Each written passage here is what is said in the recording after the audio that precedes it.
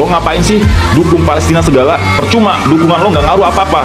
Ngapain lo donasi ke negara Palestina? Indonesia masih banyak yang miskin. Lo lihat itu. Lo nggak tahu kan di balik Hamas siapa? Jadi nggak usahlah keluar-keluar free Palestina segala kalau nggak tahu apa-apa.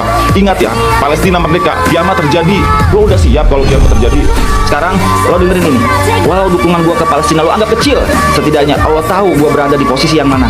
Kelak di akhirat nanti ketika Allah bertanya, kamu di mana ketika saudara muslimmu dibantai, dilecehkan, dibombardir? Aku jawab, aku bersama mereka ya Allah, dengan doa yang tak hentinya untuk Palestina merdeka. Postingan-postingan media sosial bertuliskan Free Palestine, donasi demi donasi untuk Palestina agar bisa bertahan hidup di tengah konflik. Sekecil apapun tindakanku ini ya Allah, aku berada bersama mereka, mendukung Palestina merdeka.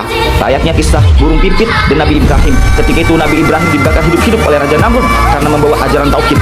Burung pipit sibuk bolak-balik membawa air dari danau untuk memadamkan api. Melihat itu, sanggaku bertanya, apa yang kau lakukan wahai burung pipit? Apa engkau yakin akan memadamkan api sebesar itu? Kau hanya melakukan hal yang sia-sia. Kau hanya mempersulit dirimu wahai burung pipit. Ya, aku tahu air yang aku bawa ini tidak dapat memadamkan api tersebut, tapi setidaknya aku punya alasan di hadapan Allah. Kelak di posisi siapa aku berdiri, aku ingin punya andil setidaknya dengan menunjukkan siapa yang aku bela. Kita sebagai muslim wajib membela Palestina karena muslim itu bagikan satu badan. Jika ada bagian tubuh yang sakit, maka seluruh tubuh turut merasakan sakitnya. Bantulah Palestina sebisa kita dengan doa, speak up, donasi, atau apa saja. Yang terpenting Palestina merdeka, agar tidak ada lagi pembantaian di Palestina. Lo bilang, ngapain donasi ke Palestina? Di negara sendiri masih banyak rakyat yang miskin.